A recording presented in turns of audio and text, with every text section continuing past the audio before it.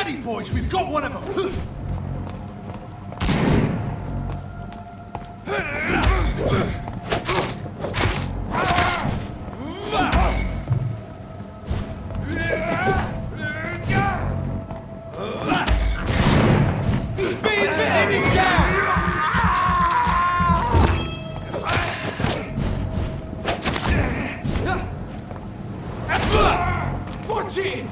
It's a killer!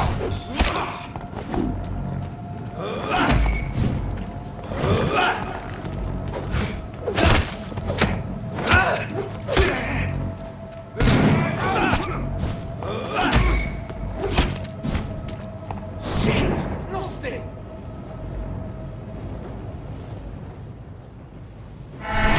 He's spotted! Watch out!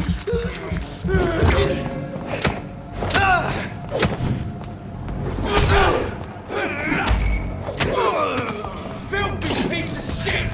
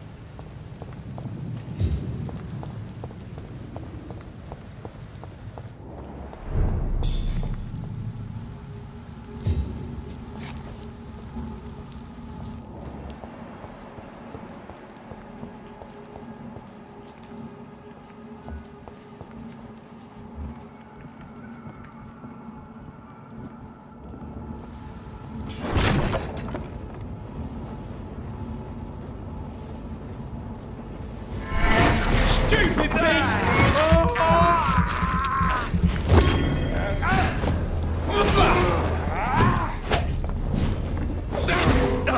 Run, stay alive!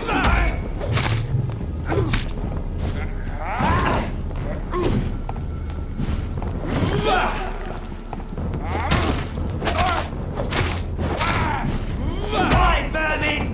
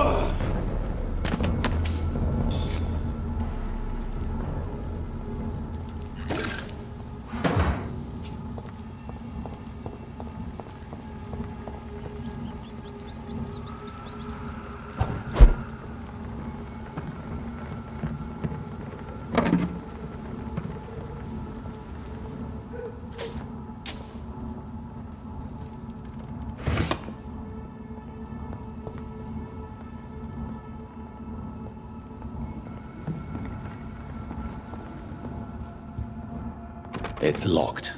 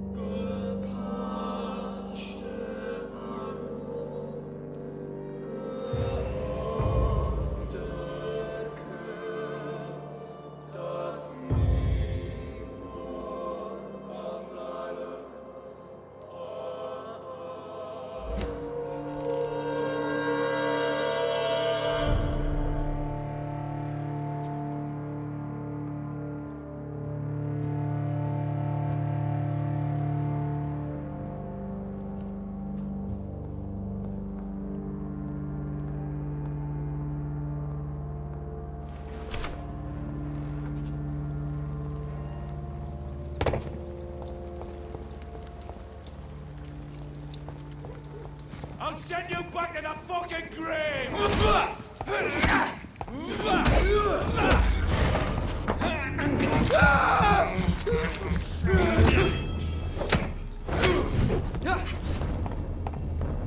Can't fool us!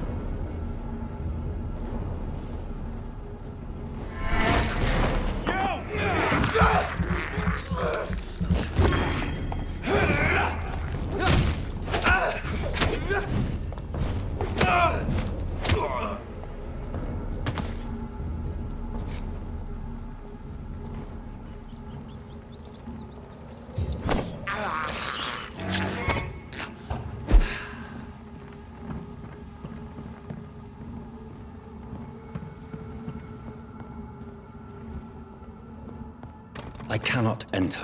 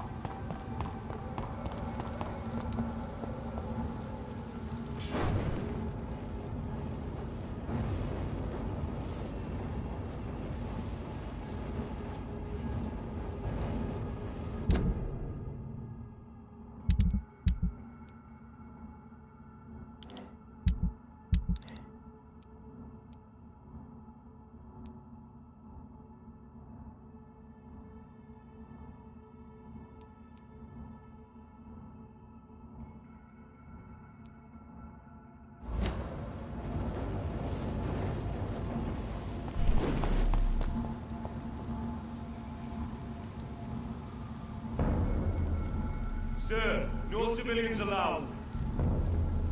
Stop now!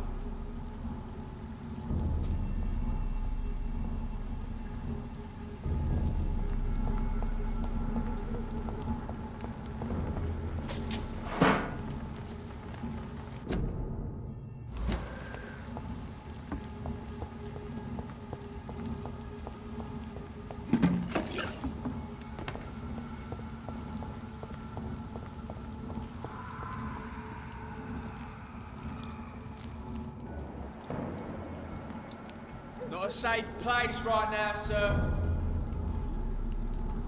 I said stay away, sir.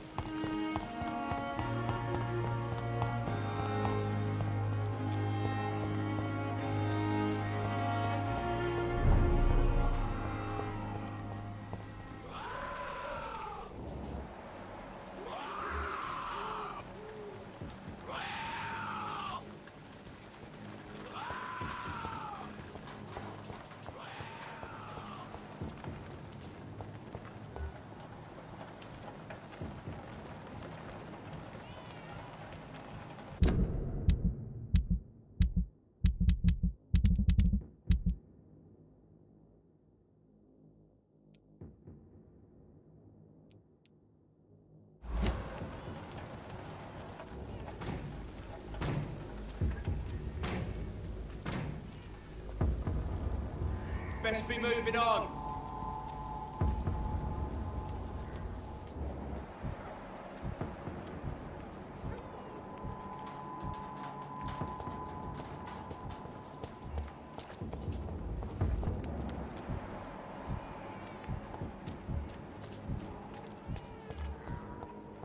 More and more of these bloody leeches every night.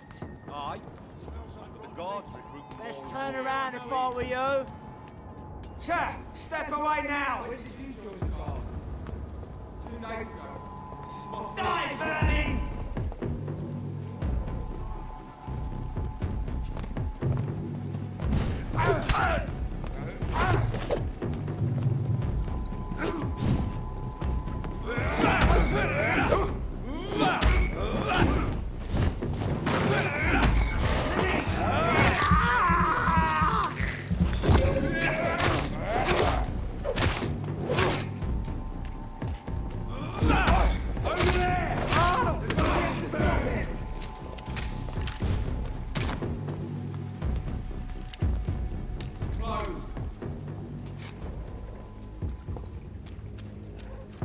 Step away, sir.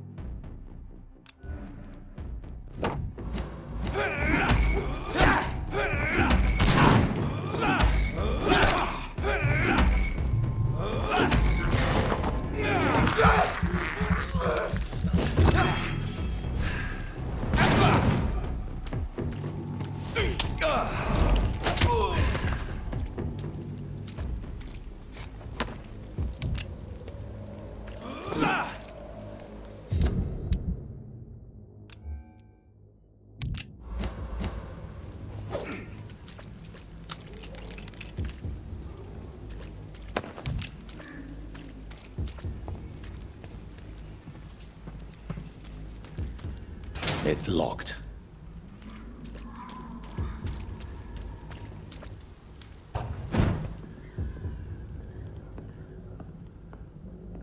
It's locked, all right.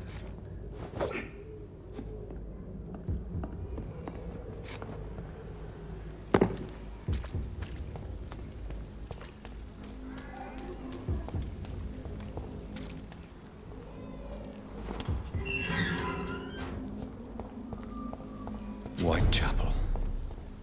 This neighborhood is linked somehow to the kind Lady Ashbury's blackmail. First, let's find this Petrescu fellow.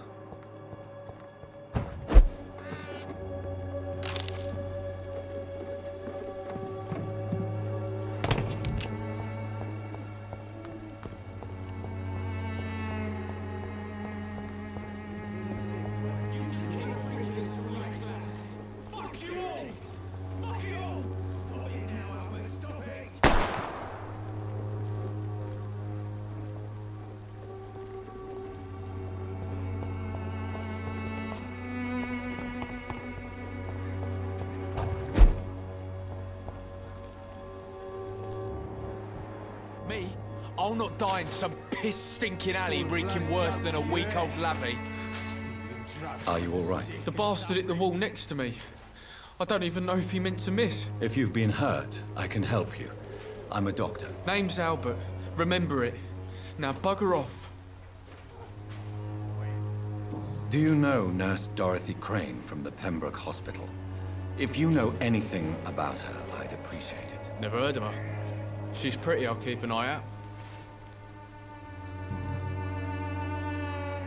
What happened? Did you really steal that man's medication? Hey, I didn't do anything, it ain't me.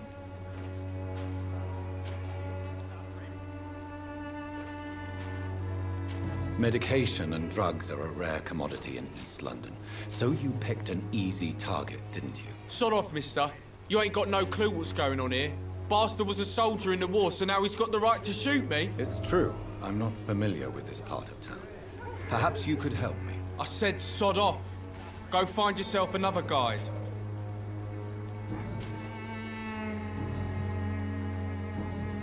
Goodbye, young man. The Vampyrs will be proud of me. Wasted your life away.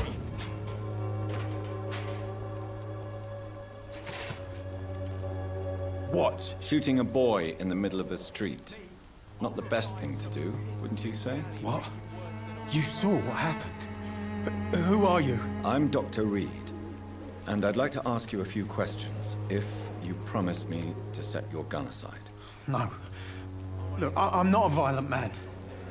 I'm Benjamin Palmer, doctor. And no one can help me. Not even you. Do you know Nurse Dorothy Crane from the Pembroke Hospital?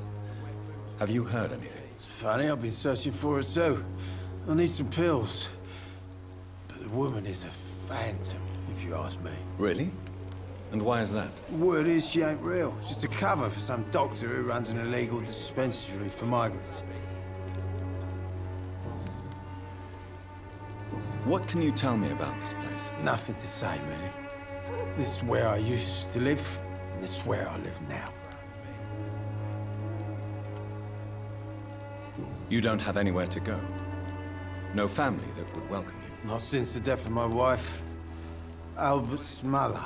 She was sick, you see. Long before the flu and all this shit.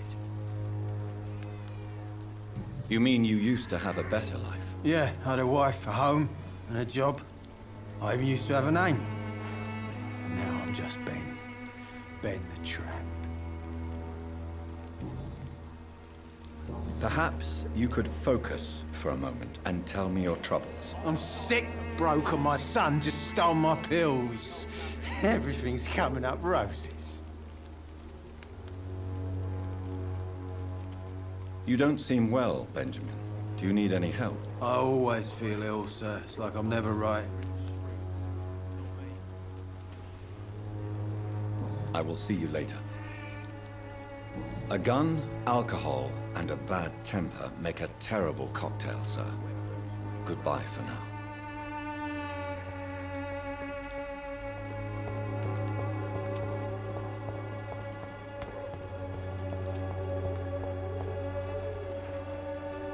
Good evening, miss. Good evening, sir. Are you interested in a miraculous cure for this unknown and deadly epidemic? Actually, I am. Then you have come to the right place. The famous Swanborough cordial is all you need to help keep you in perfect health. Oh, really? Why didn't I hear about it during my studies? I'm Jonathan Reed, by the way. Dr. Jonathan Reed. Ah, my brother has spoken of your research, sir. I'm Loretta Swanborough, and it's always a pleasure to meet a fellow healer. Do you know Nurse Dorothy Crane from the Pembroke Hospital? I'd like to know more about her. I don't like to talk about competition. Competition, you say? Never met her, but it seems she provides some sort of medical care to the poor. The whole thing has to be some sort of scam, if you ask me. Tell me, who intrigues you most in Whitechapel? The region itself is something to see, but I would say Camellia the mute florist who gives away her flowers. Is there anyone I should avoid? Cadogan Bates, without a doubt. The bloody bastard remorselessly exploits poor migrants as soon as they get here.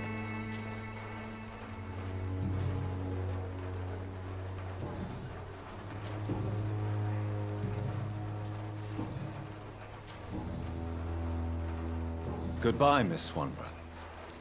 Perhaps we'll talk again. When science fails you, this elixir will give you faith again.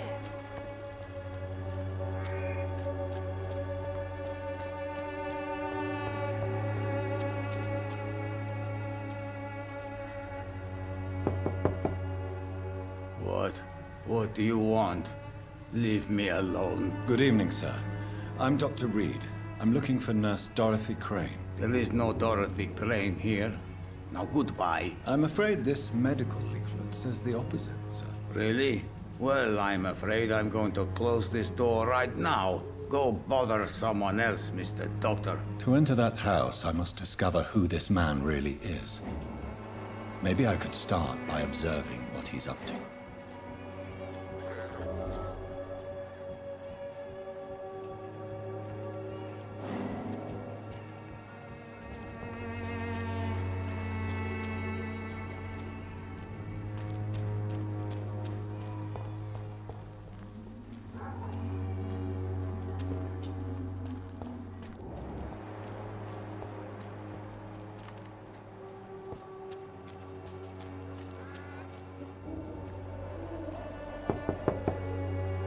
No one's there.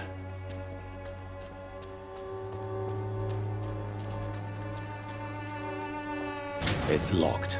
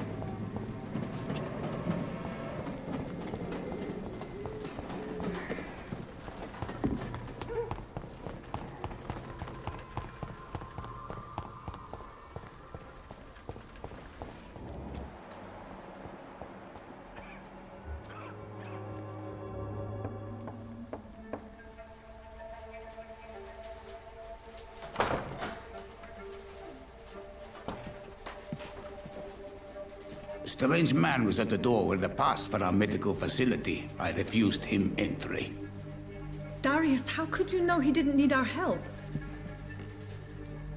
His clothes were too finely tailored to be for Whitechapel. Perhaps just a friend of that stray poet who is always about. Richard Nethercott? No, not of the same cloth, this man. I suspect some machination from that journalist. Clayton Darby. Is he still asking questions? Yes. I saw him drifting around St. Mary's Church. I swear he is tracking me just downwind.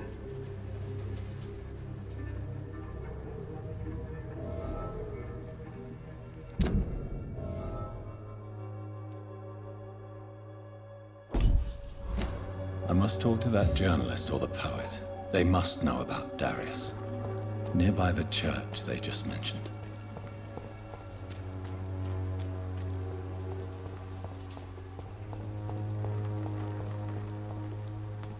Joe, please, I don't have your money. Come on, Barrett, you know the game. You pay for peace of mind.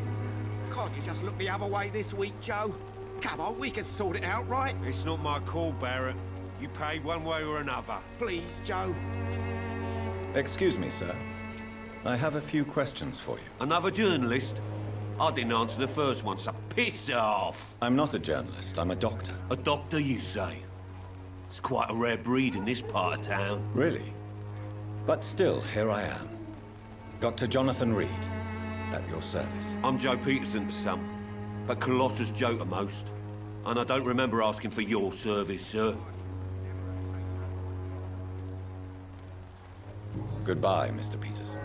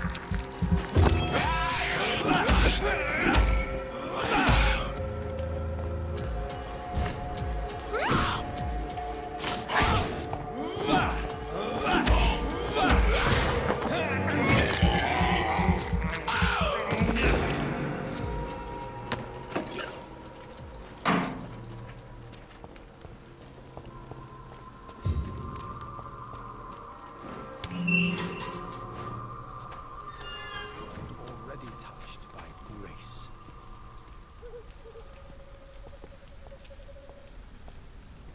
Oh, Camellia, the silent flower of... Good evening, sir. I'm Dr. Reed. I would like to ask you a few questions. Please be my guest. Although I may not be the best informant regarding this part of town, my words speak about that which the eyes cannot see. Really? Are you an artist of some kind? I'm a poet, sir. Richard Nethercott, at your service.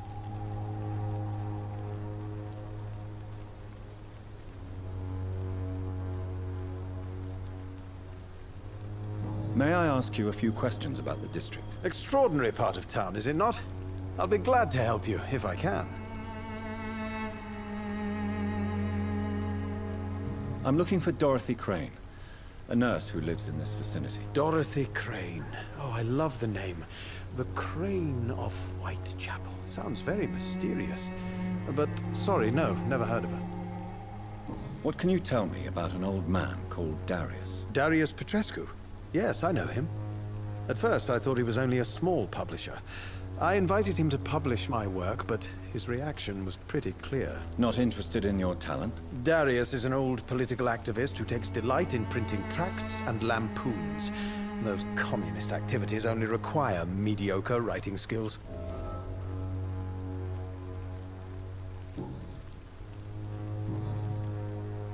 May I ask what you're doing at this hour of night, sir? Do you live here? Not at all. I'm just enjoying the pleasure of a quiet walk. Though night talks are always preferable, if you ask me. Especially with strangers. But are you not afraid of the epidemic? Oh, why should I? I see some equity in the Spanish flu. No flesh should be saved, say the scriptures. Good or evil, rich or poor, all are equal in the eyes of the flu. If you say so. But as a physician in a time of epidemic, I must caution you to avoid unnecessary exposure, sir. Thank you, Doctor. But we both know the seeker of truth has to go boldly where the weak dare not. What are your thoughts on the terrible situation in this city? Terrible, you say? No. Of course, the death of so many innocents is a tragedy. But the scourge has not been all bad for the city. Oh, no, sir. What are you talking about? Do you remember London before the flu? Noisy, cacophonic, quiet nowhere to be found. And now, listen to this oddly peaceful silence. Yes. The enjoyable silence of the grave. You have a unique perspective on the situation, I must admit. Most people fail to understand my perspective. I don't blame them. But how could I call myself a poet if I veiled my feelings? Are you aware that your life could be in danger in this part of town? But this is where I must be to feel the real beat of the city. I had to come, see it for myself, alone. If some misfortune came upon you, who would be here to help you? Well, you, for a start, my dear doctor. I understand your need for solitude, but it's not safe around here. I don't care. I don't have many friends, Doctor, and my family despises me.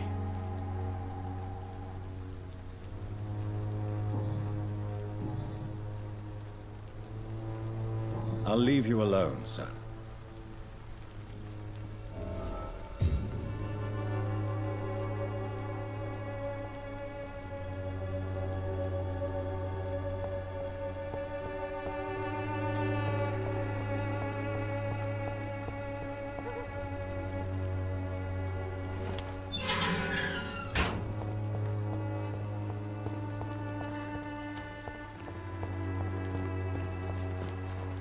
Good evening, miss. I'm Dr. Reed. I'd like to ask you a few questions. I know what you're thinking. A tall stranger who meets a girl in the street at night. It reeks of the penny dreadfuls.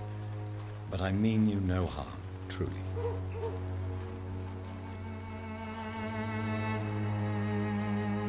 I know you understand what I'm saying.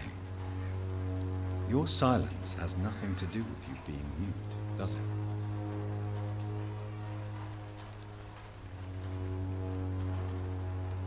Very well. Goodbye, then.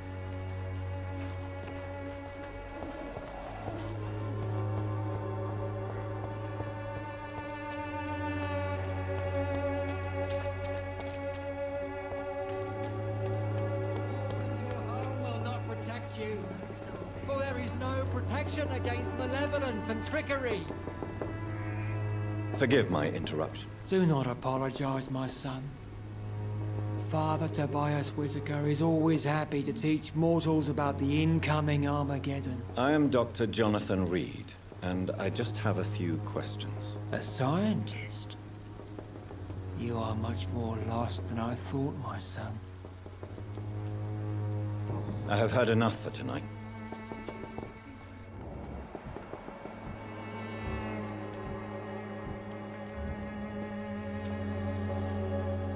Excuse me, sir. Are you familiar with this part of town? Name's Clayton Darby, reporter. Sorry, I'm new to Whitechapel. But perhaps you could help me since you're a journalist. My name is Jonathan Reed. Dr. Reed, the famous surgeon. I'll gladly help if I'm able, sir. I heard you're investigating an underground medical dispensary in Whitechapel. What do you know about it? Not much, I'm afraid. They are wary of strangers, and I'm not really an acquaintance of theirs. Why do you care?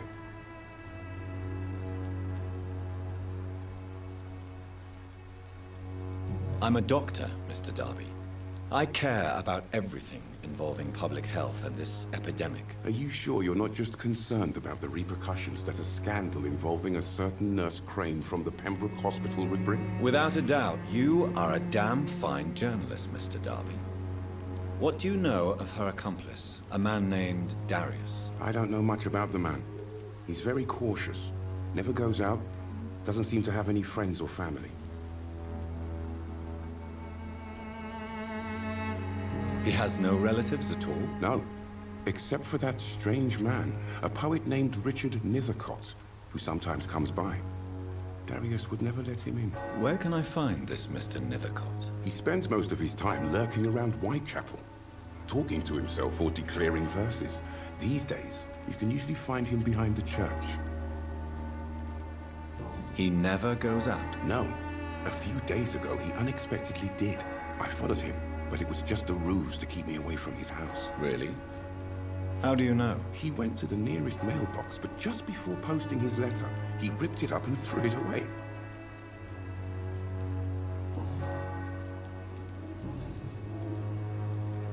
Why are the newspapers keeping silent about the Spanish influenza? It's as though none of you care. There's a war going on. People shouldn't be demoralized by news of deadly diseases.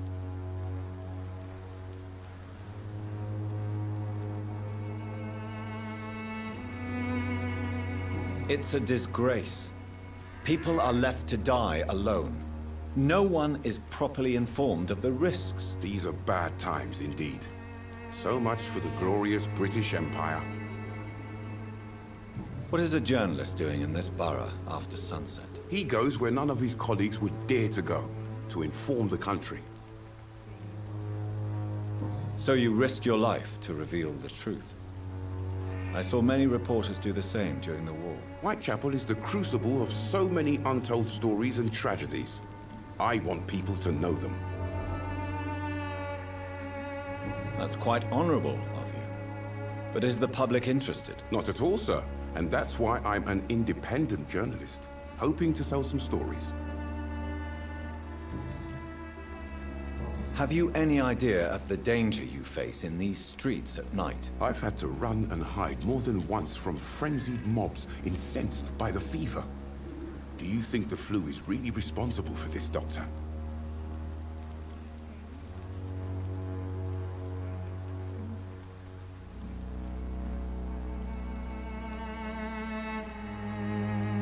I'm convinced there is more at work here than a simple epidemic. Really? To be honest, I could say the same. Some of the sick I saw or heard of. My God, what happened to them?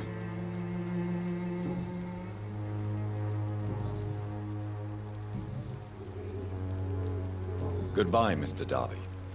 Farewell.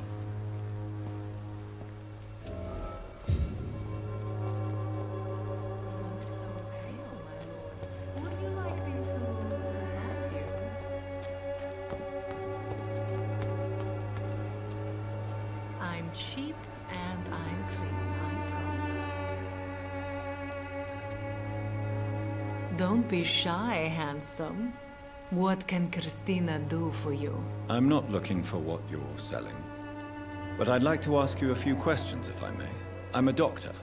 Dr. Reed. All right then, but be quick. Though I usually get paid when I open my mouth.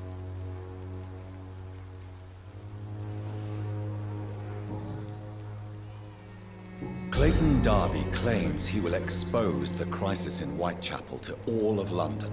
Do you believe him? I believe Clayton's courage will erode with time, until he finally leaves Whitechapel to start another fight somewhere else. Are you talking from experience? I've seen your type come here to get a good fuck in a cheap room or a dark alley before going back to their fancy houses in the West End. Why this skepticism? How can you speak about starvation if you've never been hungry? Or about poverty? Or anything else you have never suffered from? Christina, have you been examined? The epidemic is spreading fast in London, and you could be exposed. Or expose others. I don't like doctors or hospitals. but I don't like you asking questions. Considering your line of work, I assure you it is only a matter of time before you have health issues. If it is going to happen, it will happen.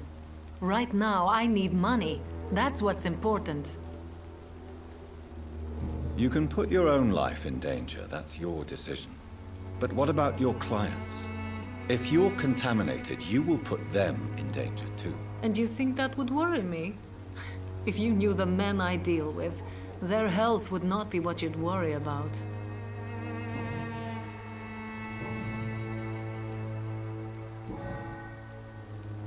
Tell me about yourself. Are you joking with me? People don't usually come to see me for conversation. I have no interest in your work. I am, however, curious as to what led you into this career. Short story. The war, exile, and England. This country is not especially welcoming. I've been refused many jobs because of where I am from. I had few options left.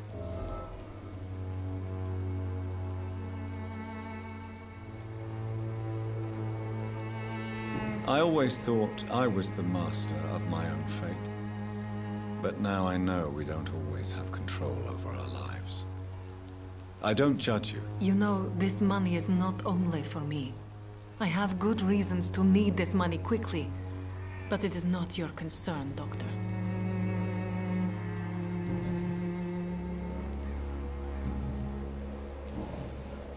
Do you know Nurse Dorothy Crane from the Pembroke Hospital?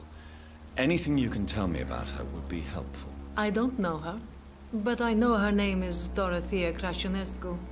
She came from Romania like me and many others. You seem to respect her. Dorothea helps the sick people of Whitechapel. Everyone should respect that. Goodbye, miss. Take care of yourself as best you can.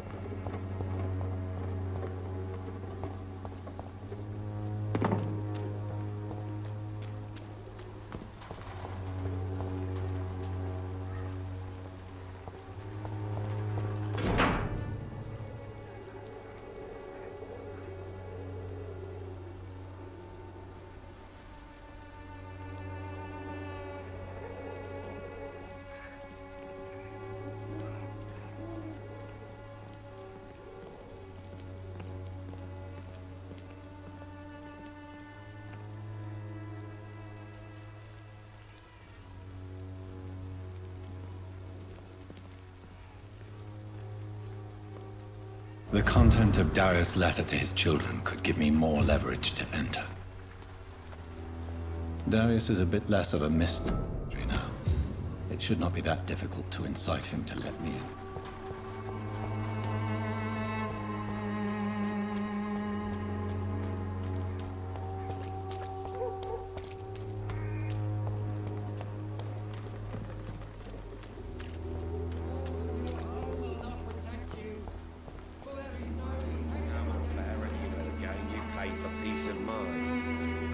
Look the other way this week, Joe. Come on, we can sort it out, right?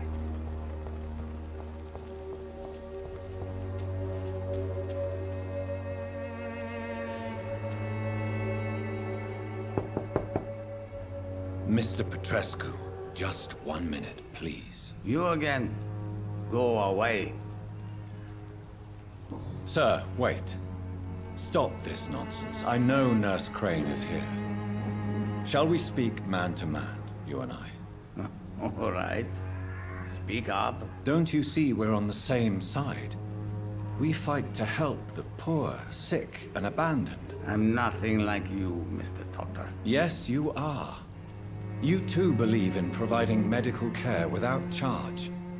You know what we have to sacrifice to make the world a better place. I have to admit your words have conviction. All right, I'll let you see, Dorothea. Don't make me regret this, though.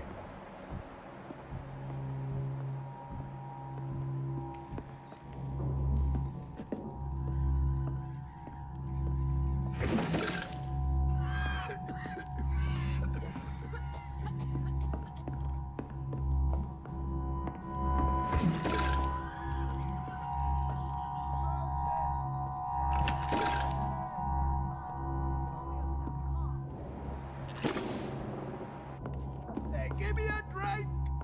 Razvan, can you hear my voice?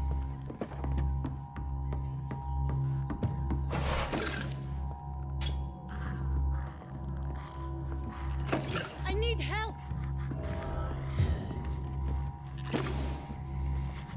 What do we have here, nurse? Patient Razvan Vasily. High fever running on 3 days.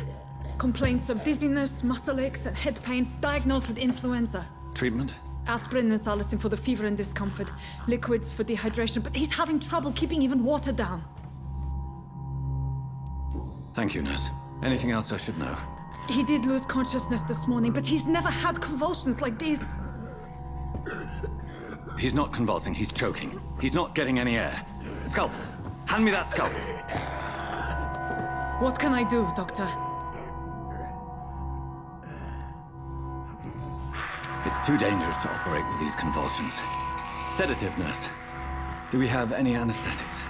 I'm sorry, Doctor. None at all.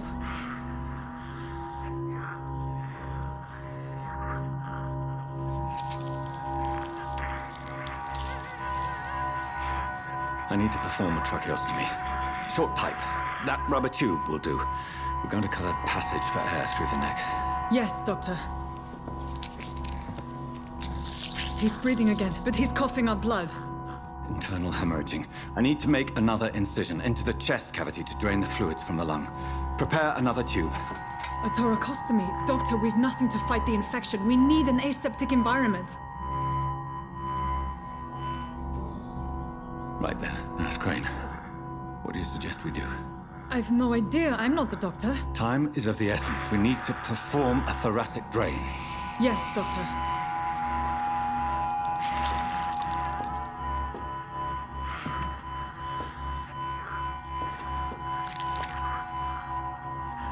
He's still bleeding, Doctor. I'm losing his pulse. The drain must have punctured the intercostal artery. There's too much blood. Are you all right, Doctor? I can't see.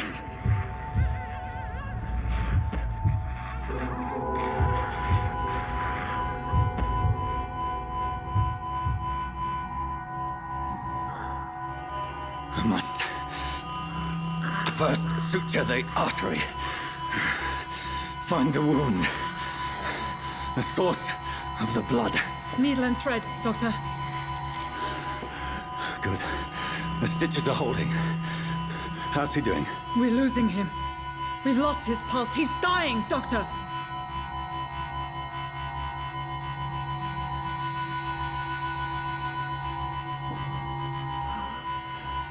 A dose of epinephrine, now. Yes, Doctor.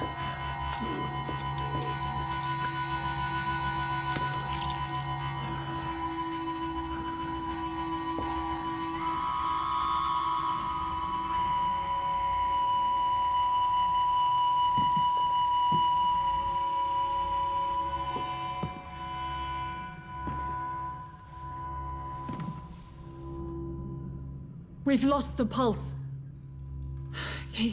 He's gone, Doctor. Nurse, we did everything we could.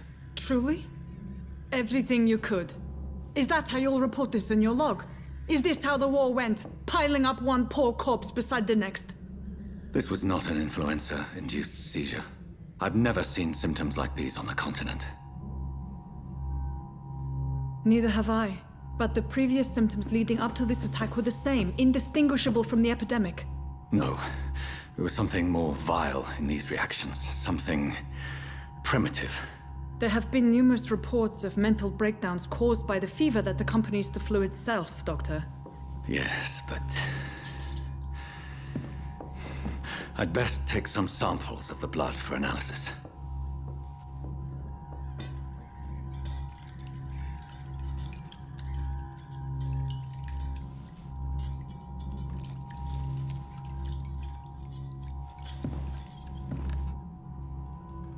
I doubt thought you're here to test my bedside manners. I suspect it was more than intuition alone that led you to us. So, how might I be of service, Dr. Reed?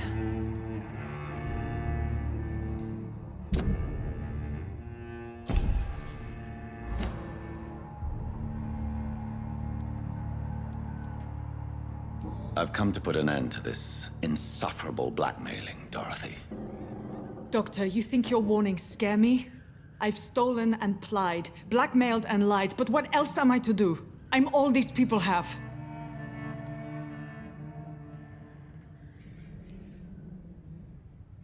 But why Lady Ashbury? Why her, of all people? She's pristine and proper, all right. But that she-wolf in sheep's clothing murders the poor for sport. I have her where she belongs, and I'll milk her for all she's got.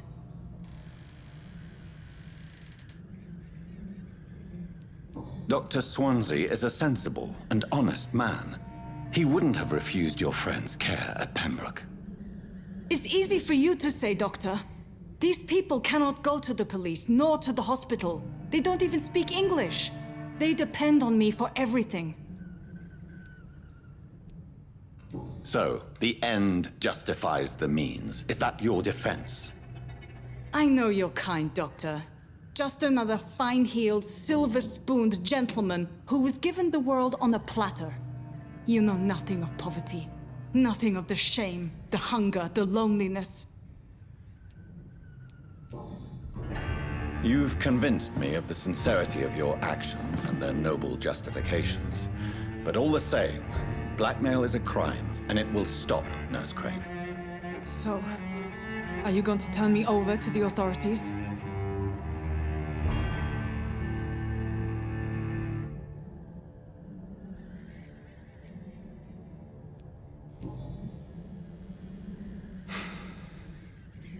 No. Your place is here. Jailing you would be an even greater crime. So, here is my proposition. I'll look the other way on your little enterprise. In exchange, you will resign from the Pembroke Hospital and provide me with medical supplies when the need arises. Dr. Reed! That sounds like a business proposition. My accomplice, then? No, just a privileged client. My research may require the occasional rare piece of equipment or ingredient. I'll pay good coin in exchange, fair and honest, to help finance your noble endeavors.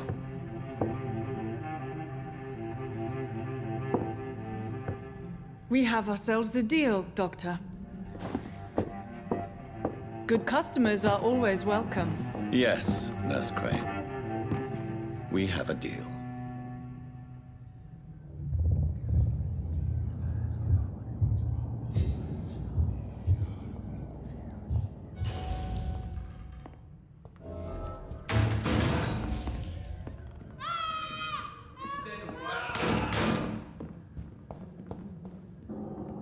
It's locked.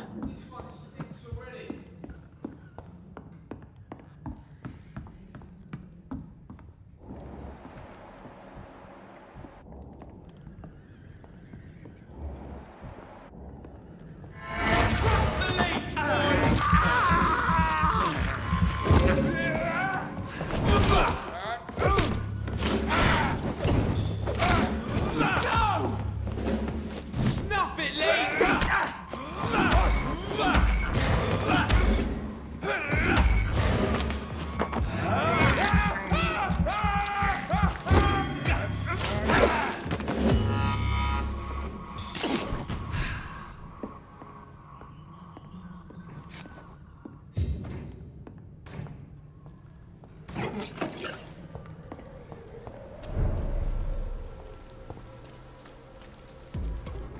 Turn around, sir. Don't come closer! Stupid beast!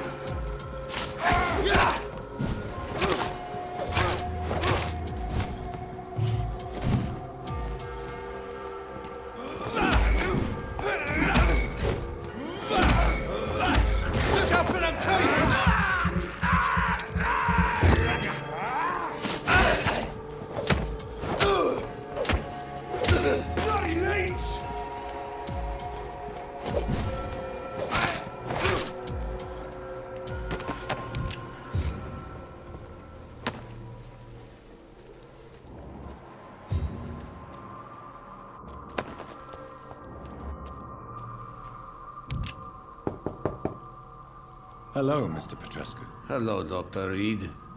Come on in.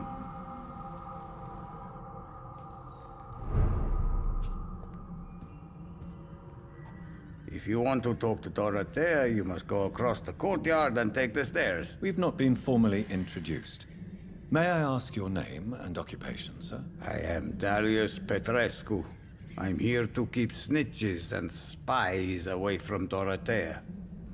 And I also run this little print shop.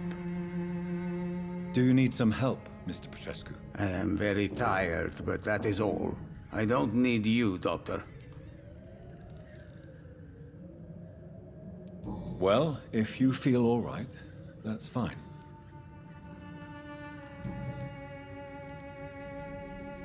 I know you fought for your country when it was occupied, Darius.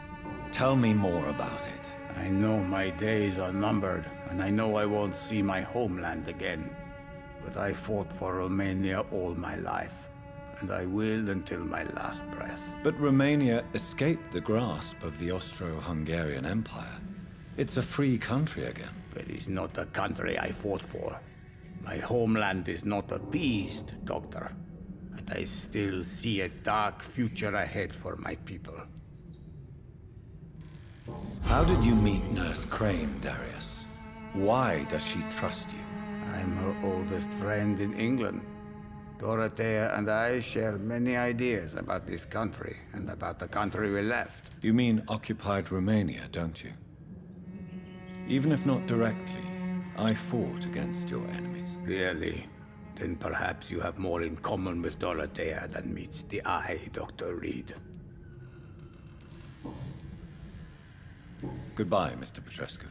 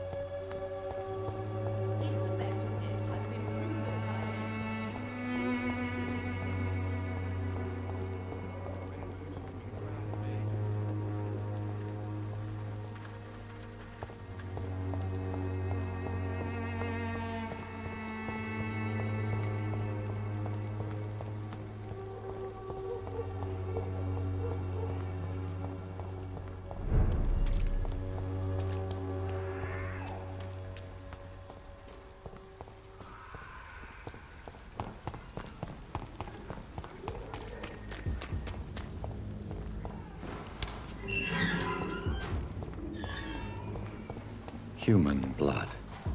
Whoever left these marks did so deliberately.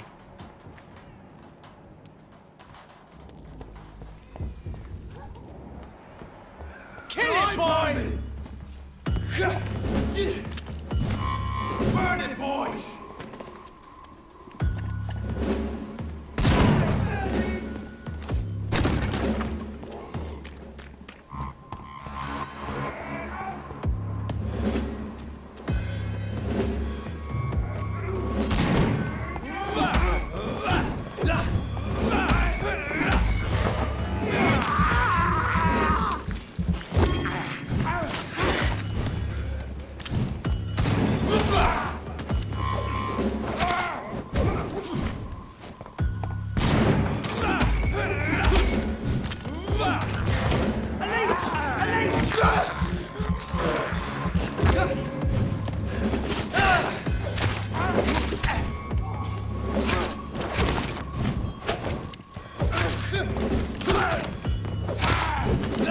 He's dead!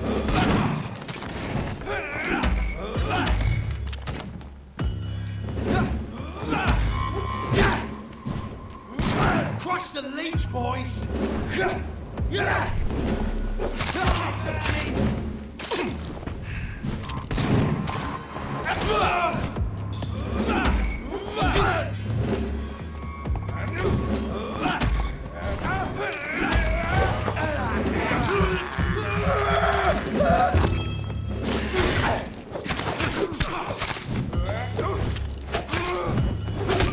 Burn it, boys!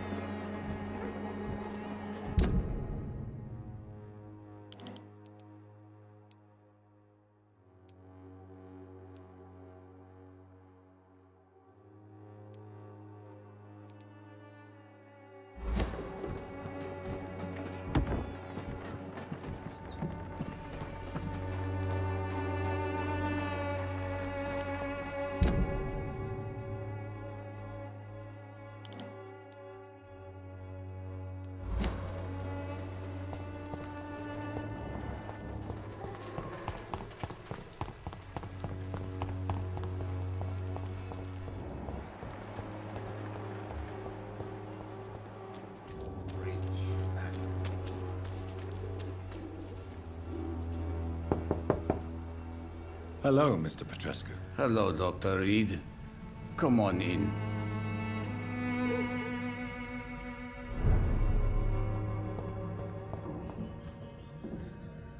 Yes?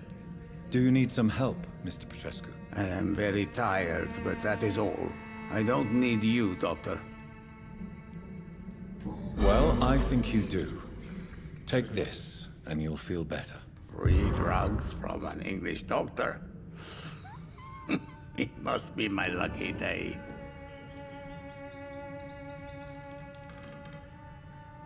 Do you need some help, Mr. Petrescu? I am all right, Mr. Doctor. Goodbye, Mr. Petrescu.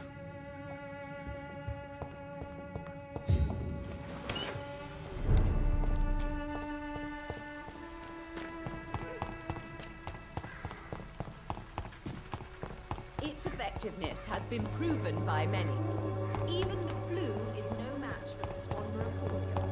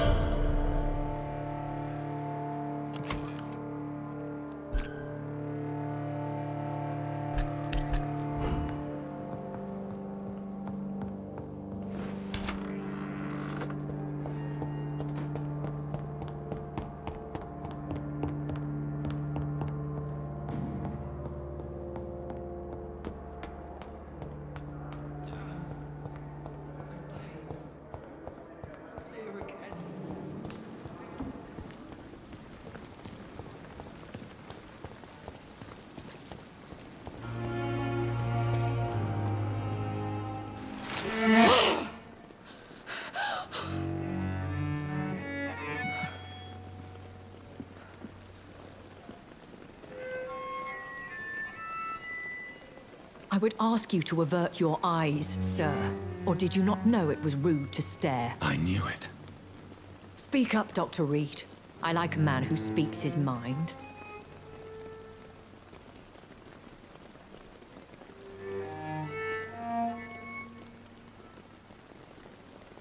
You killed him.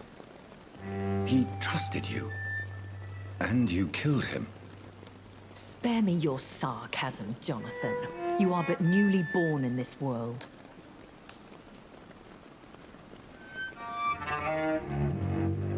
So in the end, the accusation was true, wasn't it? The situation is somewhat awkward nonetheless. I have not been observed sustaining myself for many decades. I have to say I'm a trifle embarrassed. Anyway, I have concluded my inquiries concerning your blackmailer. I see. Please excuse my agitated state. Under normal circumstances, I wouldn't let anyone see me in this condition. I must confess I have not put an end to the blackmail, my lady. Unfortunately, I could not bring myself to do it. I'm so disappointed in you, Jonathan. I didn't expect this from you. Lady Ashbury, you yourself admitted how ridiculous the sum of money was. I can assure you, it was all used for charitable ends. Well, you are full of surprises, aren't you, Jonathan? All right, say I trust you, but you will still pay the ransom. That is only fair. After all, it was you who failed to bring this problem to a satisfactory conclusion. I believe I could agree to that. And since a lady always keeps her promises, I will now answer any questions you may have. Why does Dr. Swansea allow you to feed on the patients of the hospital? Dr. Swansea is a good and compassionate man. He is trying to find a solution for our hunger. Until that happens, he is clever enough to understand that I only feed upon the dying. What do you know about this Brotherhood of St. Paul's Stole? The Brotherhood is well known amongst London Vampire Society. As long as our kind is discreet, and as long as they do not interfere, we have come to a mutual understanding. And no one suspected you of the murders? As you well know, suspicion has recently fallen on me of killing for pleasure. But you have my word, Jonathan. I take no pleasure in taking a life. I know this is beyond the pale, but may I inquire your age? Really? And I thought you were gentlemen. If you must know, I'm 27. I've been 27 for a long time now, and 27 I shall remain. Very well, but I believe there is more to this than you are saying. A lady has to have some secrets. And who bestowed upon you this eternal youth? My maker. He left this isle a long time ago. Why did you save me in the canning factory? I could hardly stand by and watch such a promising young blood as yourself be torn to shreds by some gutter scowl. William Bishop wasn't the vampire that created me then? No, Jonathan. Whatever their strength and demeanor, Scowls are the progeny of careless vampires. It cannot be the other way round. What type of vampire is a Scowl? Not a true vampire. The deformed offspring of lesser vampires. It is a shame these creatures run wild, slaves to their baser instincts.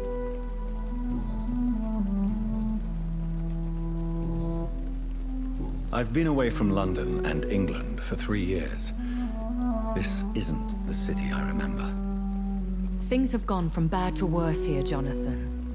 I've lived in this city for a long time, and I've never seen it like this. What is it you fear? Fear has long since flown this form. But there is something malevolent circling us. I feel fear is merely waiting in the wings. The Spanish flu has hit London that bad? Yes, but it's not just that. I've heard things. Things I've not heard for a very, very long time. There are whispers in the shadows. Something far worse than the Spanish flu is here in the city.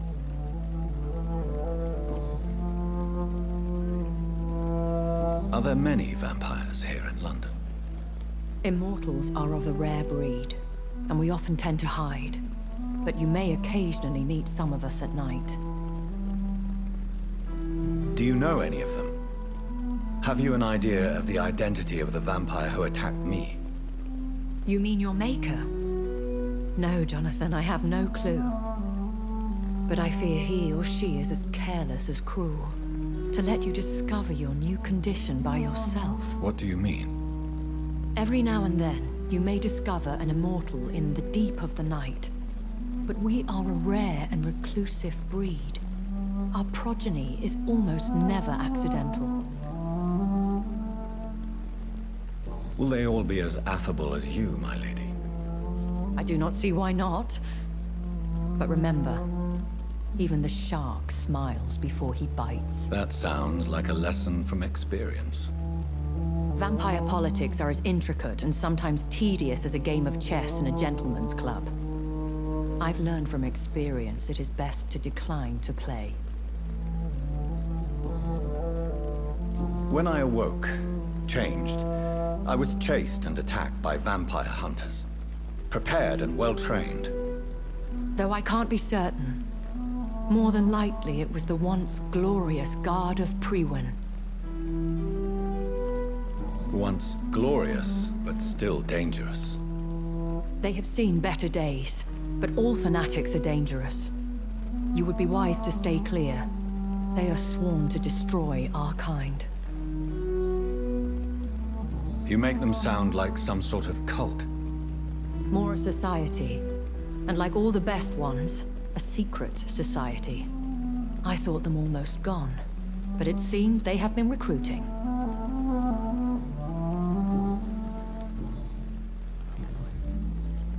I've been hearing a voice talking in my head. Is this some kind of insanity? It feels like the voice of the vampire that created me. Hush. Tell no one this. It would be unwise to talk of such things amongst British immortals. Speak no more of your maker.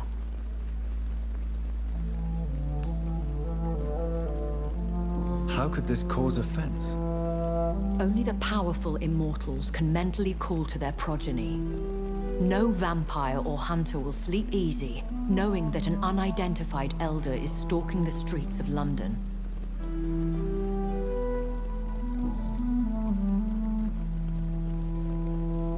I've been hearing a... Hush.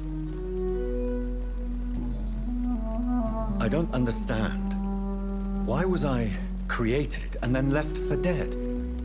That is a question only the one who made you can answer. It's not normal practice. I doubt even if you find him, he will answer you, considering how cruelly he treated you. So me being a vampire could have been a mistake. I very much doubt it, Jonathan. Contrary to the legends, it is not as simple to make another vampire by just biting someone. I'd like to avoid creating another vampire by mistake anyway. Tell me, how is it done? The process is dangerous. It could even kill your potential progeny. If you did decide to sire an offspring, they must drink of your blood, Jonathan.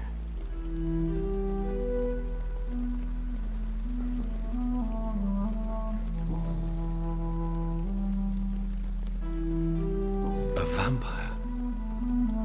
Is that what I am? What we are?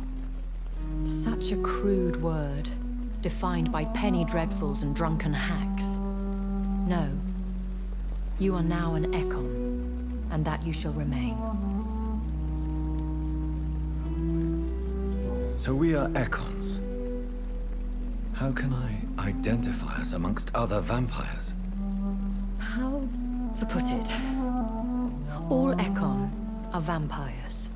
But all vampires are not Ekon. We are but a branch of the immortal tree. Are you an Ekon too? Yes, I am. We are the closest thing to what man refers to as vampires. Forget what you think you know about us.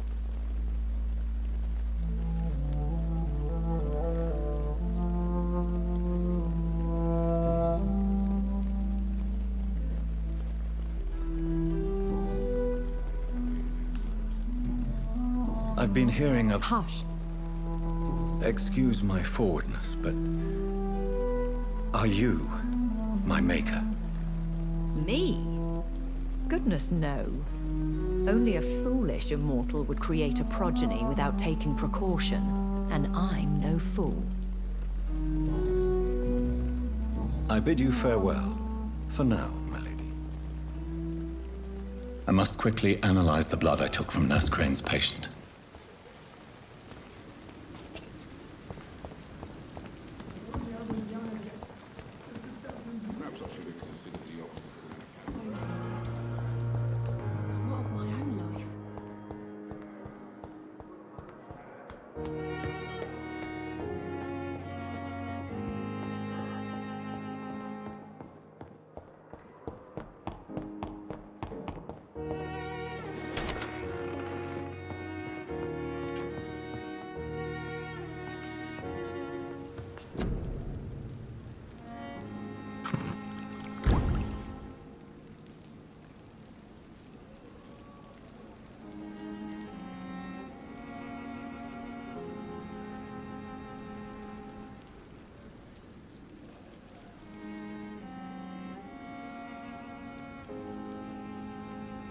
Razvan Vasily was infected by Spanish flu, but also has the highly unstable blood of the Scowls.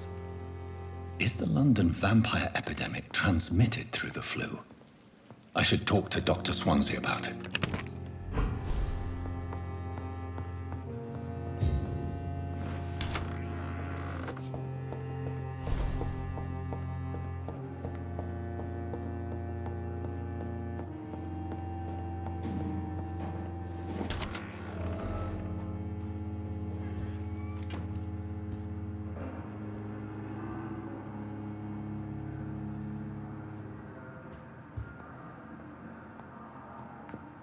Evening, Edgar. Could I get your professional opinion? Please speak, but I have something important to tell you. This strain of flu, it's very different from the one I saw in Europe. It's downright peculiar. Really? What makes you say that? I've just looked at the blood of one of our recently deceased. I see. Do you have anything more to go on? This disease spreads and looks like the Spanish flu, but its effects differ greatly. The London strain is different from the continental one. This is very interesting. Did you find something else? Yes. Unlike the flu, the infected begin to show an increase in outwardly aggressive behavior. More than simple agitation. Once docile people become violent. You mean like rabies? Is there a chance we could create a vaccine, Jonathan, like Pasteur? By the stove, that would be smashing. There's a lot we're not seeing here. But it is spreading, and quickly. If we don't act, the whole city could be lost. But Jonathan, we've a fantastic opportunity sitting right here in front of us. A weapon of choice. What on earth do you mean? Why, you, my dear boy. With your expertise and your blood, we could isolate the properties that course through your veins. Think about the possibilities.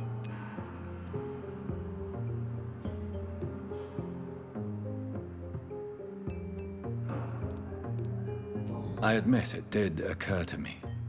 Blood seems to be the common factor in all of this. I totally agree.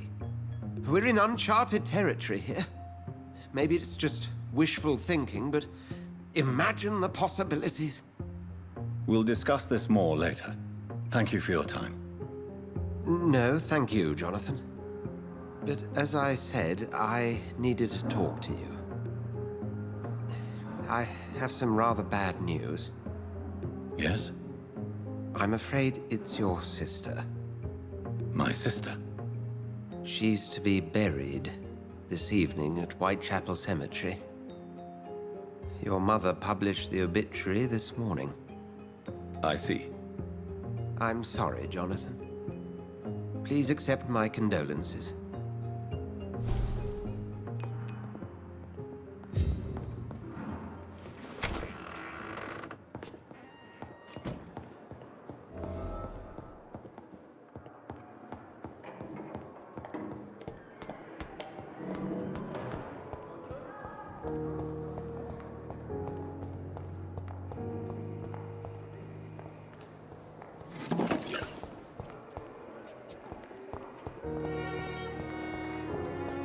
I never thought I would have to attend my murdered sister's funeral.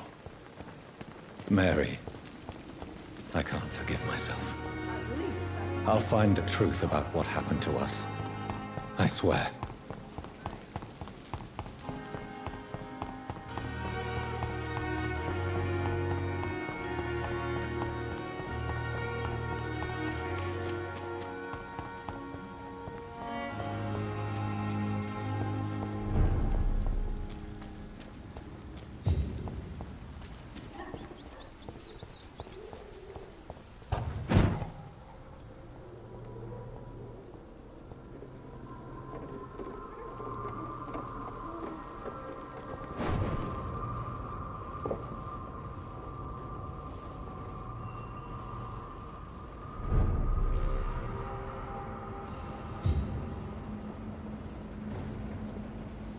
Mine! I'll take it.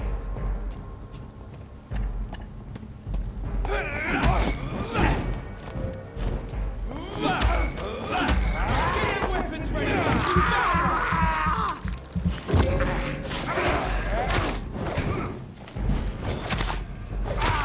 Watch it! It's a killer!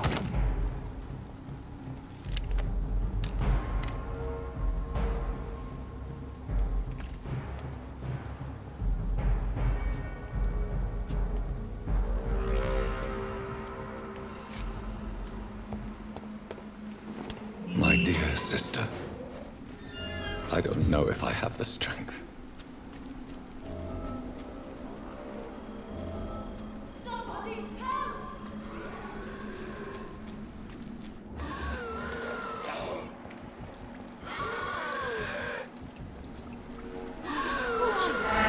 What do you want?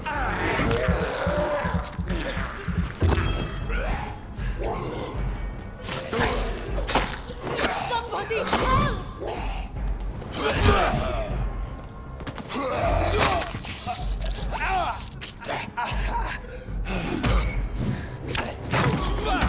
What do you want?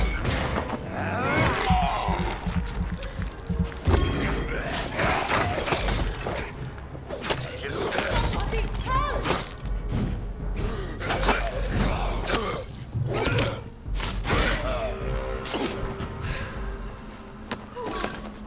What do you want?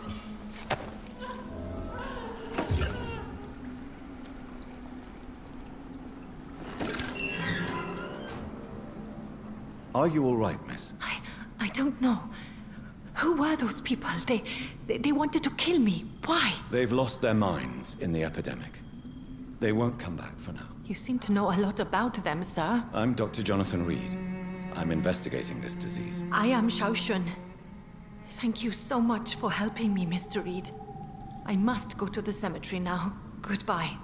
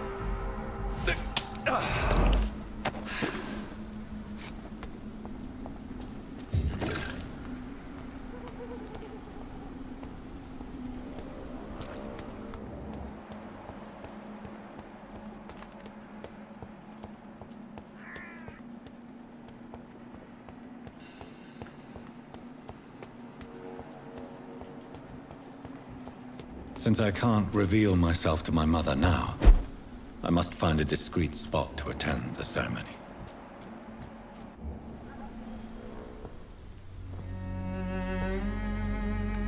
I am the resurrection and the life. He that believeth in me, though he were dead, yet shall he live. And whosoever liveth and believeth in me shall never die. We commend unto thy hands of mercy, most merciful Father, the soul of our sister departed, and we commit her body to the ground. Earth to earth, ashes to ashes, dust to dust.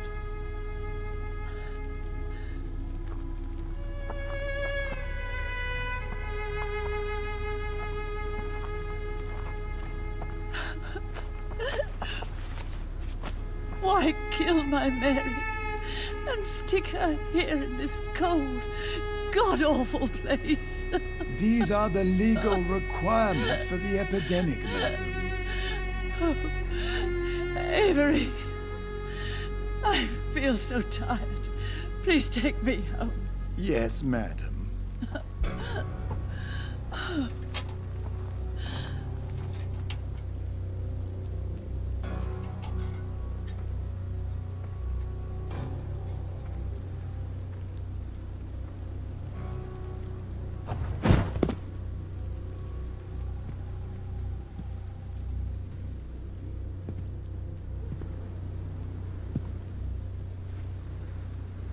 Oh, Mary. What have I done?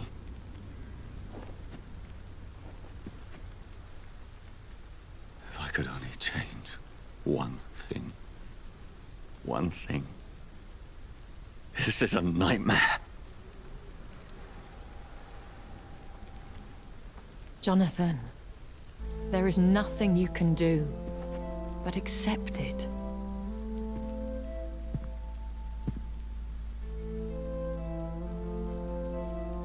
What brings you here? I thought you could use the company. I am so sorry for your loss, Jonathan.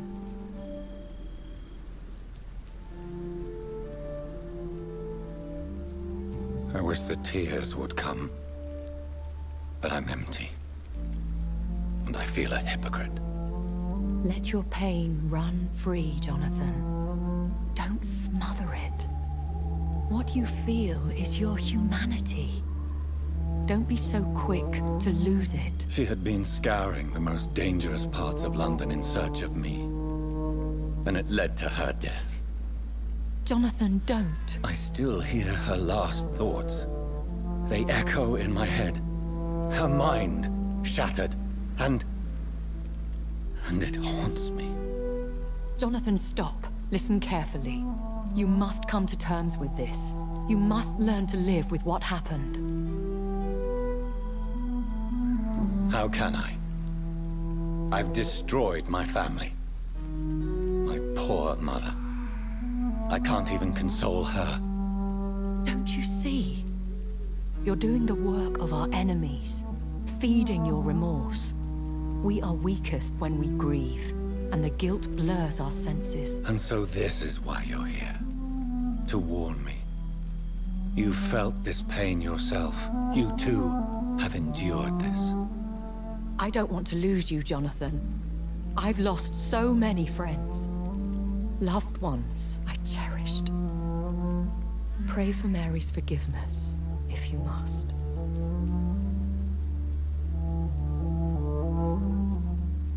I'm not a religious man.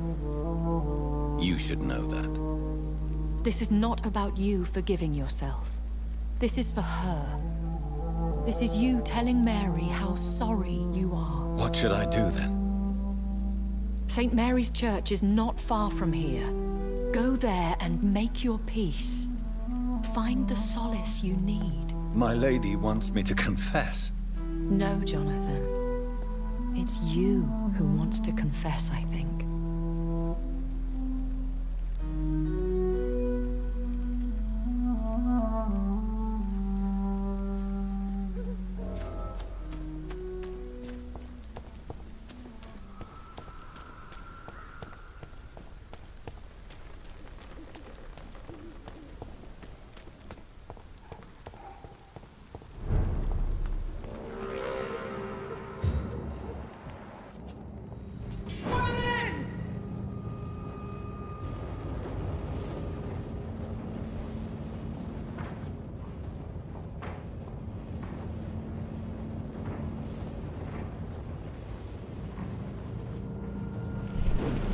And off to church he goes, a newborn seeking divine consent to lick the blood from the soft and pointy crown. Who are you? Make yourself known. Newborn, you reek of guilt and pointless compassion. Shed your skin, forget your old weaker self. What do you want from me?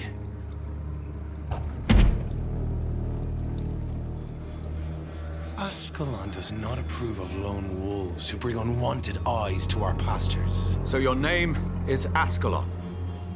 Ascalon's will is vampire law. Learn them, abide by them, or I shall return as your judge and jury.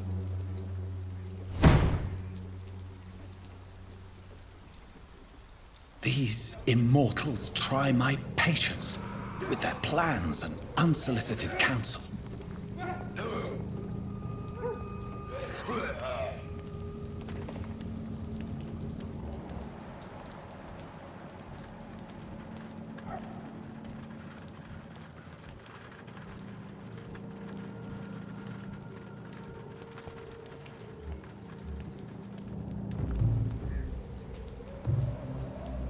Not a safe place.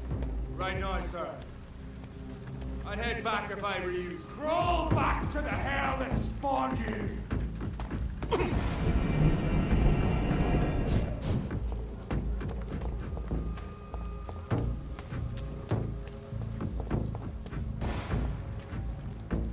Over there! There's one of them burning! God walks with me! Move!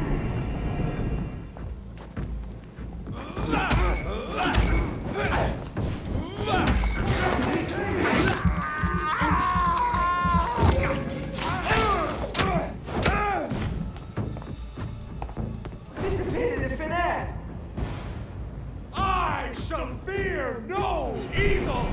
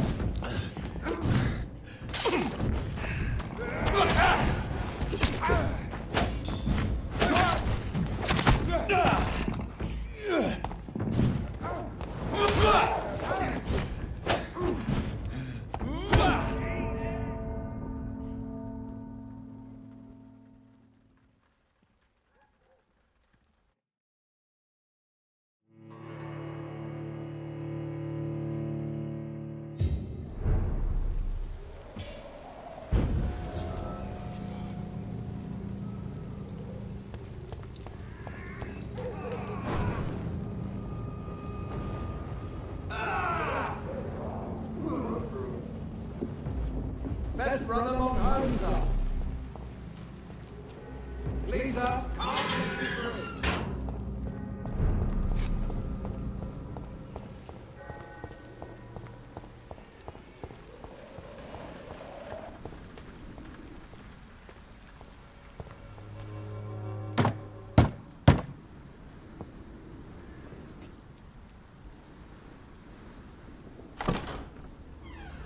Yes? What is it that you want? I'm sorry to disturb you at such a late hour. No worries, my son. I'm still quite awake, having just returned from a funeral. Yes, I know. I've forgotten what I wanted. I don't know.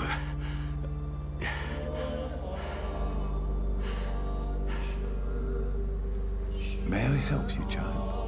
You seem somewhat perturbed. I haven't the strength to cross the threshold. I wish to pray, to cleanse my soul. The church is shut by order of the bishop. But I'm still the vicar of St. Mary's, if that is any use to you, my son.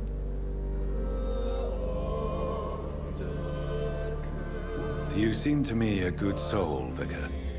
But this is a personal matter. There are no secrets from God, my son. If your heart needs comfort, consider me your chapel. For I can be as silent as stone.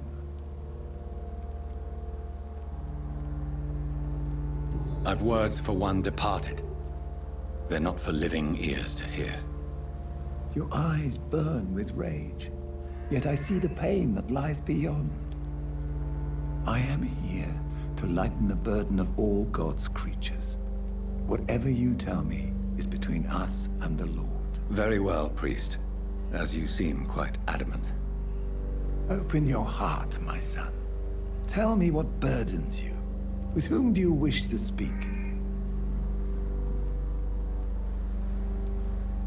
She was my sister. You seem so troubled by the loss of this girl. What happened to her?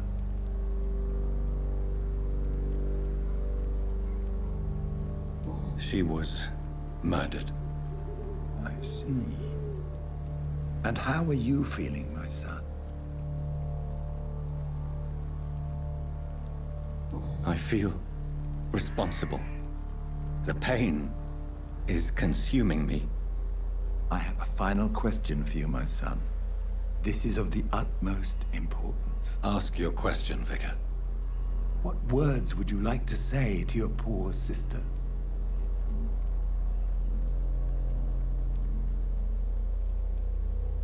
I killed you. There's no excuse. My dear Mary, forgive me. You have been heard, my son, and your burden will lighten if your words are sincere. Go in peace now, and live your life in the way she would have wanted.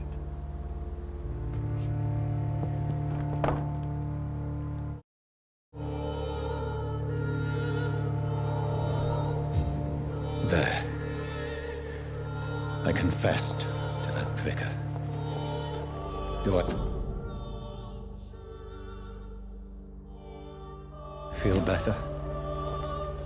Only time will tell.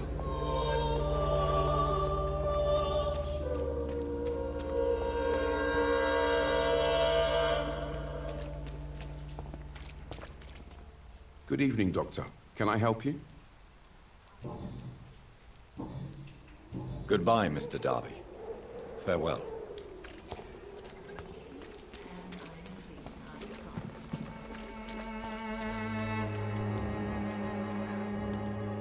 You look so... Good evening, Christina. Change your mind, Mr. Reed?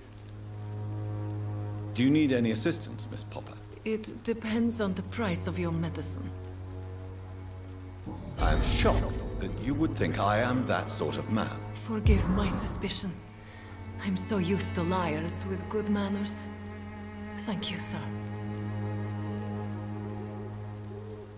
What do you know about Nurse Crane and her dispensary? That woman is a saint. She's living proof that a strong will is sometimes all you need to make a difference. Goodbye, miss. Take care of yourself as best you can.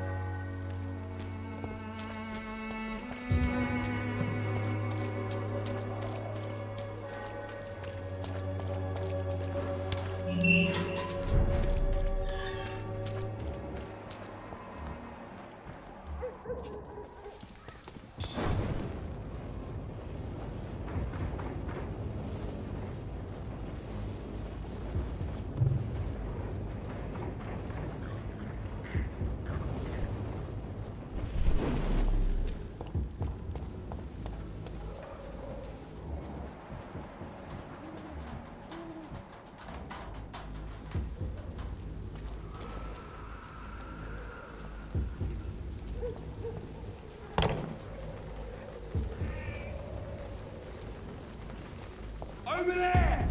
There's one of them vermin! Over there! There's one of them vermin!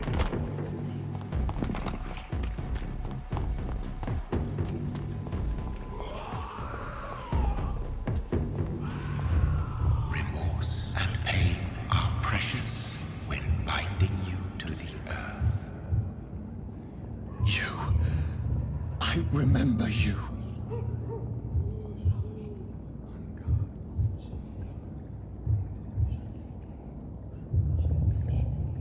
Fear be gone. I would harm no child of my making.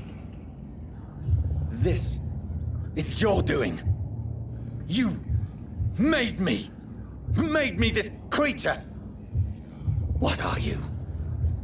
I am the land. You are our champion.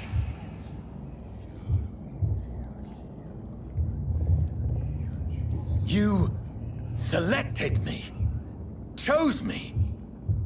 As shall my children yet to come. What is it you seek? This age is sickly.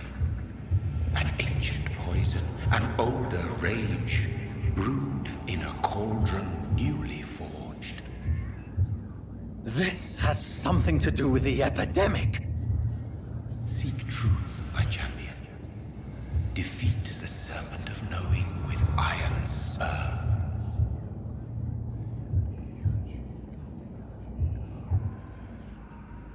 I've had enough of others making decisions for me, pretending to know how I should feel or behave. So the vampire who made me is some sort of disembodied entity? Or was he just projecting this vision in my mind? Maybe Edgar can help me with this one.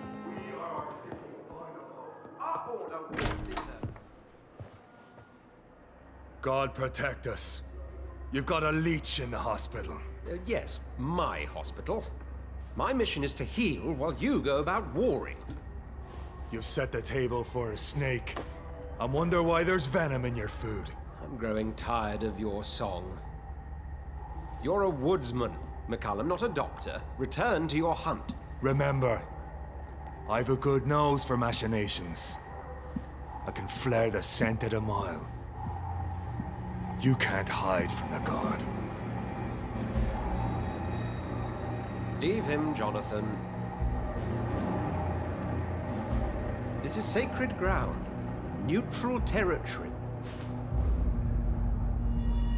And I just had the carpet cleaned.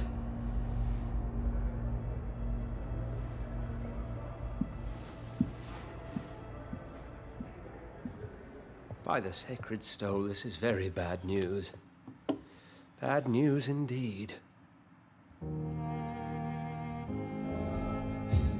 What happened? The hospital has been attacked. We have injured patients, at least one dead and several missing. This has spiraled out of control. Even the most infirm are asking to be allowed to return home.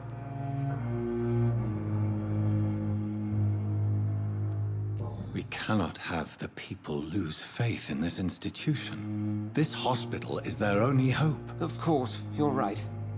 But we cannot afford a public scandal. It would ruin us. We must restore order, and quickly. You mentioned a dead patient. Who is he? She, Jonathan. She was Miss Harriet Jones. I found her room like a slaughterhouse. Blood everywhere. The duty nurse is taking care of the mess. Very well. I'll help you. I know this place means something to you. I have noticed how you suppress your appetite when around the staff and patients. You need to know you can trust me, Edgar. I do, dear fellow, I do. Please then, tell me. Sean Hampton, the man we thought we'd saved at the docks. It seems he was infected after all. So Hampton became more beast than man. Exactly. And now Guard of Prewen suspects the hospital of vampire activity. Do you realize what that could mean for us? Do you really believe they would come for us here? In such a public venue? McCallum is a fanatic. The Guard will stop at nothing. You don't know what they're capable of, Jonathan. Very well. Since I brought Mr. Hampton here, I will put an end to this.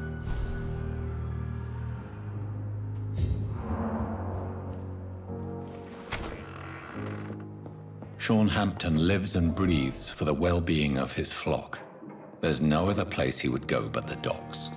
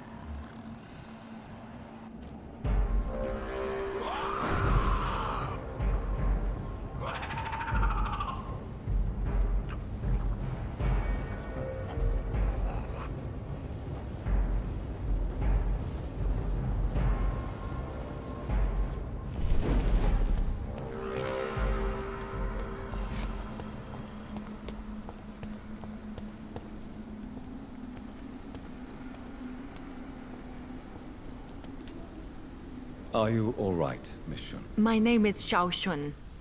This is the proper way to address someone in my country. I do apologize, Xiao Shun.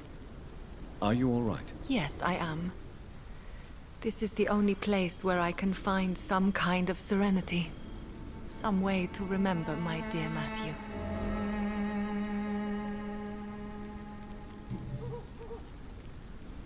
Tell me how your husband died, Xiao Shun. Matthew died of the Spanish flu, like so many others.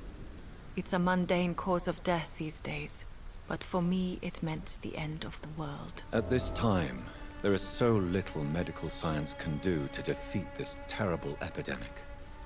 I'm truly sorry. The worst thing is not his death, even if it tears me apart.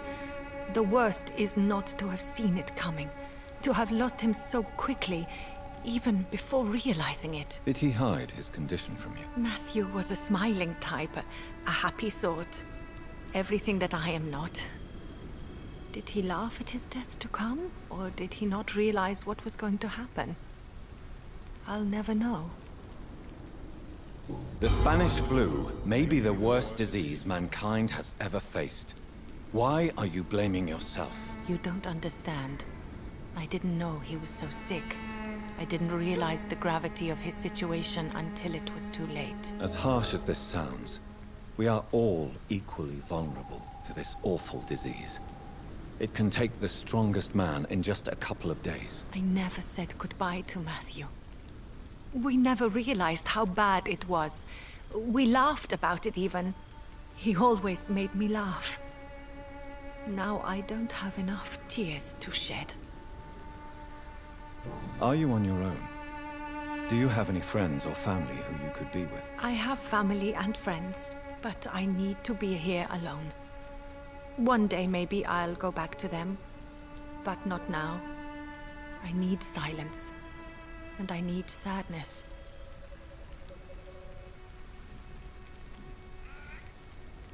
You should not be by yourself. Grief can be a terrible trial, and it's even worse when you're alone. Thank you for your sincere words, Dr. Reed. I sense you trying to help me, even if I don't quite understand why.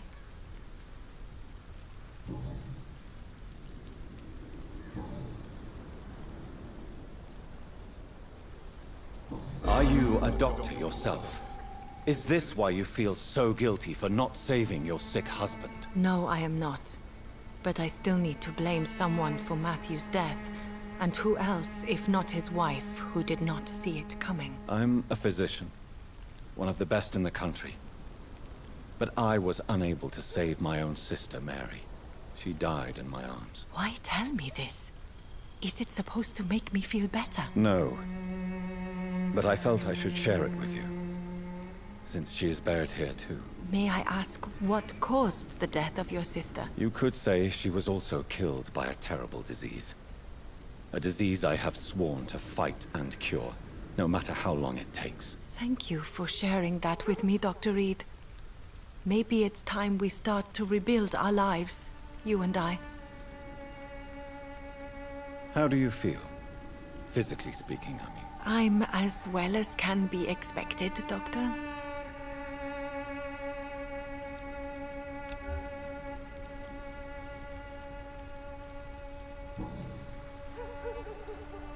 You realize you can't stay here forever, don't you? Eventually, you'll have to leave the cemetery. Why? Why should I go? Since this is the only place I can find peace of mind.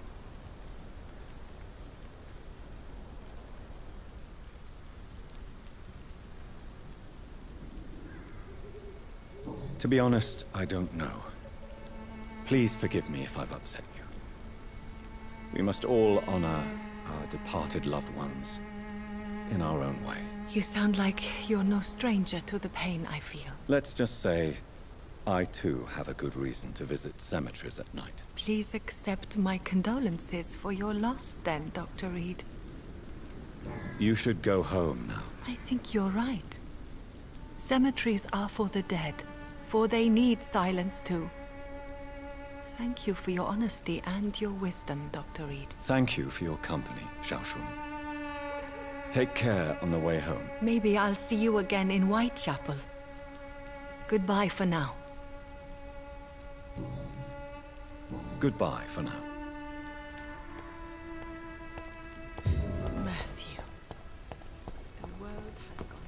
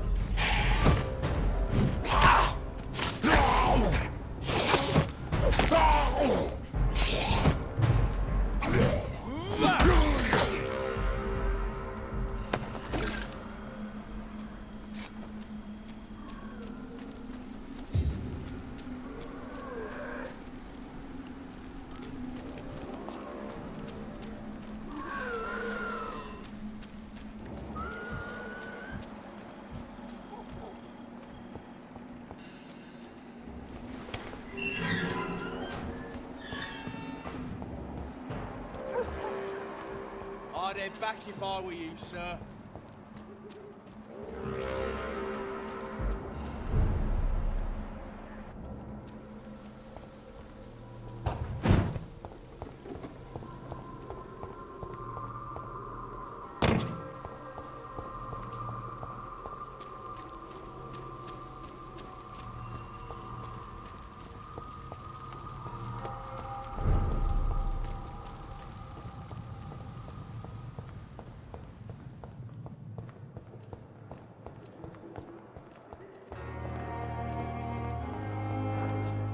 Good evening, Miss Howcroft. How are you tonight? I need blood, Doctor. Warm, rich, vibrant blood.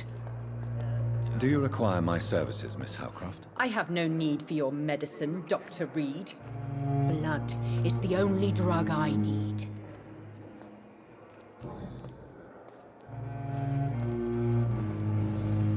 I'll leave you, Mistress of the Dark.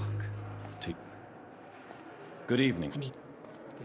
Is there anything you can tell me about the recent commotion here? Many things can happen under cover of night, Dr. Reed.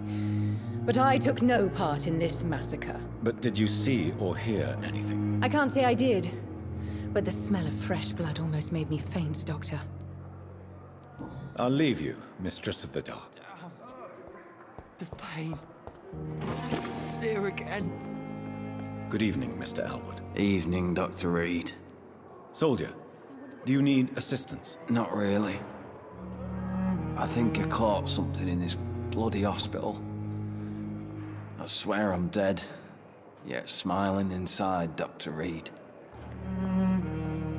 As long as you remain here, I will make sure you don't have to worry about your health. Don't think you can do much about it. Damage is done. Goodbye for now, Mr. Elwood. Disgust on every street corner. What on earth happened here?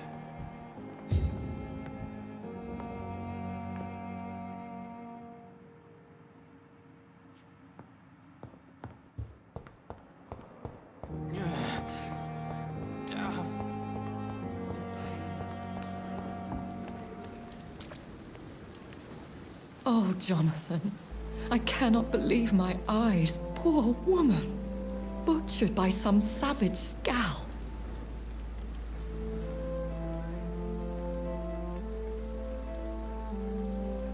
Yes, and I'm afraid I'm at least partially responsible. The man, the Scal, I brought him here. Jonathan, how could you say such a thing? Forgive me if I feel despondent, for there seems to be no end to the suffering and death that surrounds us. I'm always here for you, Jonathan.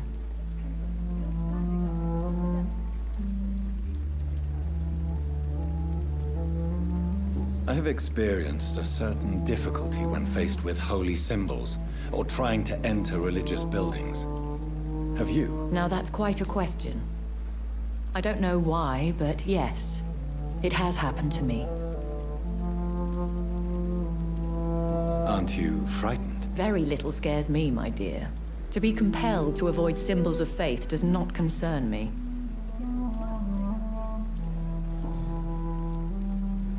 What do you know of Ascalon? I was threatened by a creature, a vampire in Whitechapel, stating I had to obey the law of conduct. What more can you tell me about him? He was bigger than a man. Huge, in fact. He seemed to radiate violence. I thought he was going to tear me apart. Then he vanished. Fergal, the executioner of Ascalon. You were fortunate he was not after you, but rather out doing his master's bidding. What is Ascalon? The Ascalon Club are the most powerful vampires in Britain and exert tremendous influence. Take my advice and stay well away.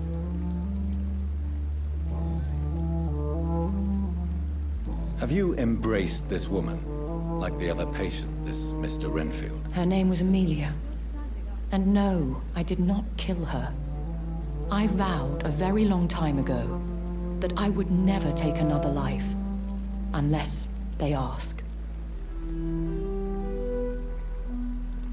Is there sufficient vitality in the blood of the sick and dying patients? Yes, Jonathan. The hunger gnaws at me every waking hour. Frankly, I'm starving. Thank you, my lady. I hope to see you again soon. Another night with the glorious Vampyr.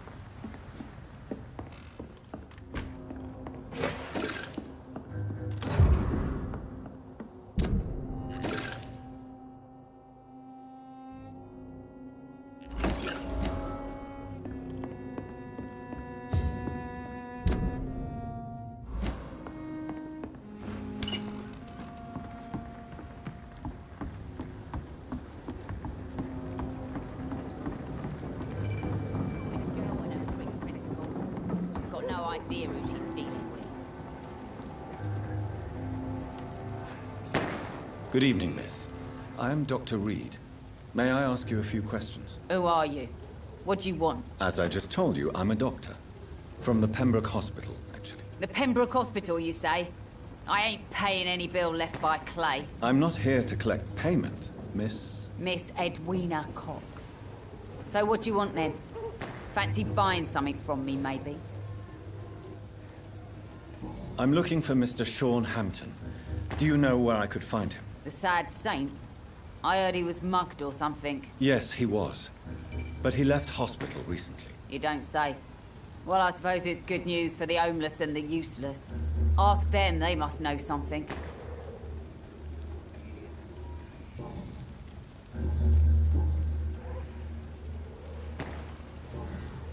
Goodbye, Miss Cox.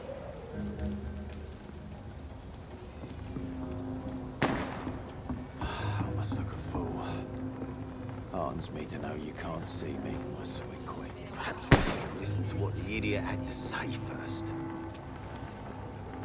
Good evening, sir. Who the fuck are you? Don't you see I'm busy here? Dr. Jonathan Reed, that's who I am.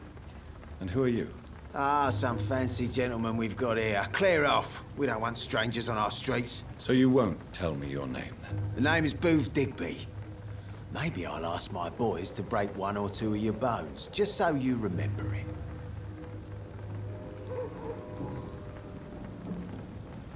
I know you're looking for an honest job, Booth. You're tired of this criminal life, aren't you? It's just an idea. Edwina loves to run things so much. You can never really leave the gang. Wet boys for life, you know. Do you know where I can find Sean Hampton? I need to talk to him. The sad saint. Why on earth do you want to talk to him? He was one of my patients at the Pembroke Hospital. Oh, yeah. I heard the poor bastard had been abducted by some cunt. You better ask Tom Watts. He knows Sean Hampton well. Goodbye, Mr. Digby.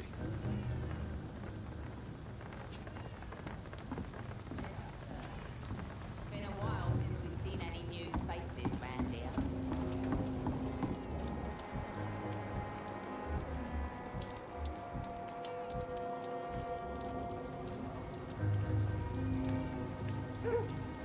Mark my words.